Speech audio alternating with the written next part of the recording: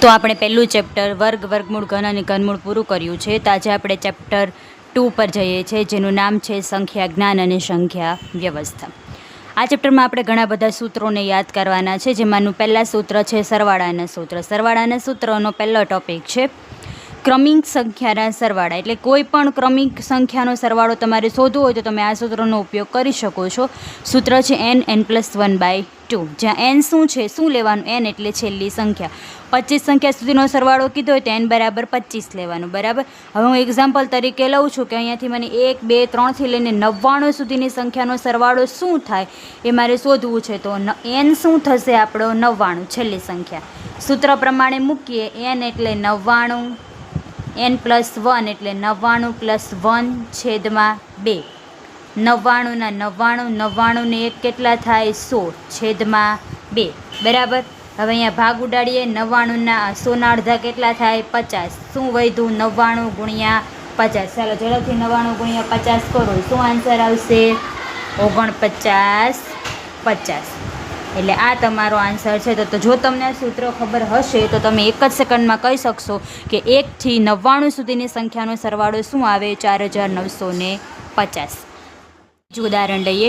જો તમને એમ કહે કે 1, 2 થી માંડીને 10 સુધીની સંખ્યાનો સરવાળો શું થાય તો શું કરવાનું? સૂત્ર મૂકવાનું n+1/2. n એટલે આપણી પાસે શું છે? 10. 10 + 1/2. 10. 10 ને 1 11. 11/2. 2 પંચા 10. 11 પંચા 55. તો આન્સર શું આવશે? 55. 1 ને 2 3, 3 ને 3 6. આવી રીતે ગણવા બેસો 10 સુધી તો ખાસી 5 મિનિટ જેવી નીકળી જાય. પણ જો સૂત્ર ખબર હશે તો તમે 1 જ મિનિટમાં આન્સર આપી શકશો. સપોઝ કે એવું કે 1 થી માંડીને 1, 2 થી એમ ક્રમિક સંખ્યા માંડીને 25 સંખ્યા સુધીનો સરવાળો શું થાય? તો n એટલે કેટલા છે? 25. 25 + 1/2.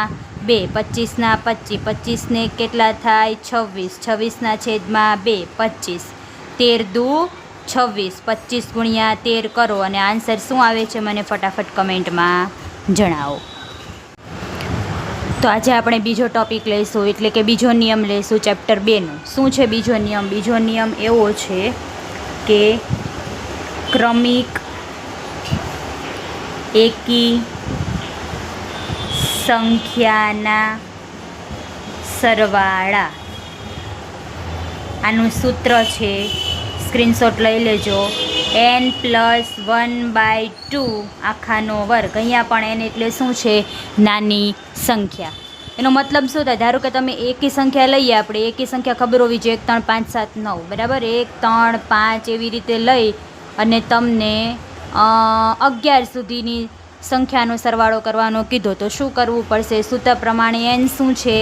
11. 11 + 1/2 આખાનો વર્ગ. 11 ને 1 12. 12/2 આખાનો વર્ગ. 12 ના અડધા કેટલા થાય? 6. અને 6 નો વર્ગ કેટલો થાય? 36. 1 ને 3 ઉમેરો, 3 માં 5 ઉમેરો, એવી રીતે એકી સંખ્યાને 11 સુધીનો સરવાળો કરો, આન્સર તમારો 36 આવશે. આ તો બહુ નાનો દાખલો હતો. ધારો કે તમને 1, 3, 5 થી માંડીને સપોઝ કે તમને 79 સુધીનું કીધું છે કે 79 સુધીની સંખ્યાનો સરવાળો શું થાય? તો આપણને સૂત્ર ખબર હોય તો ઝડપથી કરી શકશું. શું કરવાનું? 79 + 1/2 આખાનો વર્ગ. 79 + 1 80 થશે. 80/2 આખાનો વર્ગ. 80 ના અડધા કેટલા થાય? 40. 40નો વર્ગ. તમને વર્ગનો નિયમ ખબર છે. પહેલાં શું કરવાનું? 4નો વર્ગ 16. 1 ના કેટલા મીંડા મૂકવાના? 2. તો આન્સર શું આવે? 1600. ચલો મને ઝડપથી બતાવો. 1, 3, 5 થી માંડીને 27 સુધીની સંખ્યાનો સરવાળો શું થાય? 1, 3, 5 થી માંડીને 33 સુધીની સંખ્યાનો સરવાળો શું થાય? નેક્સ્ટ નિયમની વાત કરીએ. બેકી ક્રમિક સંખ્યાના સરવાળા. એનું સૂત્ર છે n/2 + 1. અહીંયા જે સંખ્યા હોય એમાં એક ઉમેરી દેવાનું. એકદમ શોર્ટ સિમ્પલ. એક્ઝામ્પલ તરીકે વાત કરીએ. બેકી સંખ્યાની શરૂઆત ક્યાંથી થશે? 2 થી થશે. એટલે 2, 4, 6, 8 એવી રીતે 88 સુધીની સંખ્યા લઈએ અને એનો સરવાળો શું થાય એવું પૂછ્યું છે. તો શું કરવાનું? n એટલે 88 લેવાના. અહીંયા પણ n એટલે શું છે? છેલ્લી સંખ્યા. 88ના અડધા પ્લસ 1. 88ના અડધા કેટલા થાય? 44. અહીંયા 44 પ્લસ 1 એટલે આ 44 ને 1 45. ચાલો ફટાફટ 44 ગુણ્યા 45 કરી અને મને આન્સર આપો. શું થશે? 1980. તારું કેમ કીધું કે 2, 4, 6 થી માંડીને 12 સુધી આવે, એટલી 12 સુધીમાં જેટલી બેકી સંખ્યા આવે એનો સરવાળો કરો. તો શું કરવાનું? હવે તમને ડાયરેક્ટ મોઢે આવડવું જોઈએ. પહેલાં 12ના અડધા કરો. 6 ને 1 7, 6 સત્તામ 42. તો આનો આન્સર શું આવશે? 42. ધારો કેમ કીધું કે 2, 4, 6 એમ બેકી સંખ્યા લેવાની અને 68 સુધીની સંખ્યાનો સરવાળો શું થાય? તો શું કરવાનું? 68ના અડધા કરો. 34 પ્લસ 1 કરો તો કેટલા થાય? 35. ફટાફટ મને આન્સર કમેન્ટમાં જણાવો કે આનો શું આવશે. આવા જ શોર્ટકટ રીત, આવી નવી શોર્ટકટ રીત જાણવી હોય તો મારા યુટ્યુબ ચેનલને સબસ્ક્રાઈબ કરો, કમેન્ટ કરો તો મને નવા વિડીયો બનાવવામાં ઉત્સાહ રહેશે. હવે આપણે જોઈશું વર્ગવાળી સંખ્યાના સરવાળા.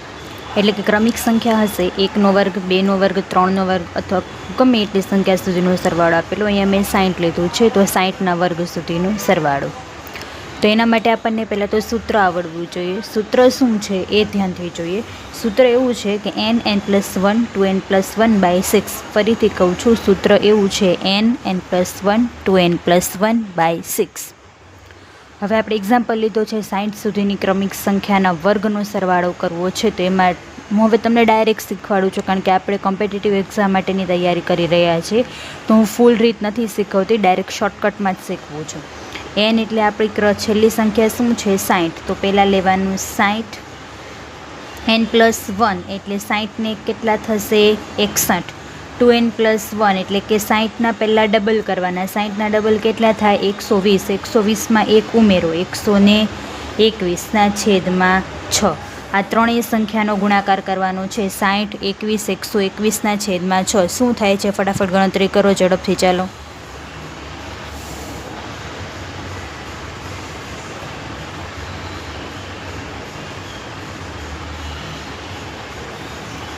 જે આન્સર આવે છે તેના ભાગ્યા 6 કરો. અથવા તેવું ન કરવું તો અહીંયા 10 6 60 કરી દો. વધ્યું શું? 10 ગુણ્યા 61 ગુણ્યા 121. હવે ખાલી આ બેનો ગુણાકાર કરો અને પાછળ 0 ઉમેરી દેજો. બરાબર? તો 61 ગુણ્યા 121 કેટલા થાય? ચલો હું જ કરી દઉં છું, જોઈએ કેનો આન્સર સાચો આવે છે. 6 એકા 6, 6 દુ 12, 6 એકા 6 ને 1 7, 1 2 1 1 6 7 8, 2 ને 1 3 7, 7381. 7381ની પાછળ એક વિન્ડો મૂકી દઈએ એટલે આન્સર શું આવશે? 7381. કોનો જવાબ સાચો આવ્યો છે કમેન્ટમાં જણાવો મને. હવે ઘનવાળી સંખ્યાના સરવાળે લઈએ. એટલે કે ક્રમિક કોઈ પણ સંખ્યાના ઘન આપેલા હોય અને એનું સરવાળું કરવું હોય તો શું કરવાનું? તો પહેલાં સૂત્ર જોઈ લે. સૂત્ર છે n² n+1²/4. અહીંયા મેં એક એક્ઝામ્પલ લીધો છે. 1 થી 27 સંખ્યાના ઘન કરવાના છે. તો શું કરવાનું આપણે? પહેલાં તો કરવાનું n એટલે આપણી પાસે શું છે? 27. તો લેવાનું 27 એટલે કે 27નો વર્ગ કરવાનો. 27ને કેટલા થાય? 28. 28નો વર્ગ કરવાનો, છેદમાં 4 કરવાનું. બરાબર? એટલે પહેલાં 27 ગુણ્યા 27 કરો. 7 દુ 14, 2 દુ 4 ને 1 5, 7 49, 7 દુ 14, 14 ને 4 15, 16, 17, 18. ઓકે. 9 8 ને 4 12, 5 ને 1 6, 6 ને 1 7. બરાબર? કેટલું આવ્યું? 729. બરાબર? 28નો વર્ગ કરો.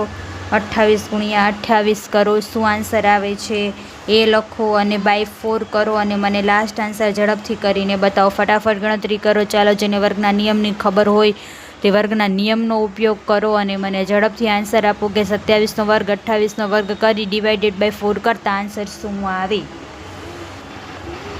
કમેન્ટમાં જણાવો ઝડપથી.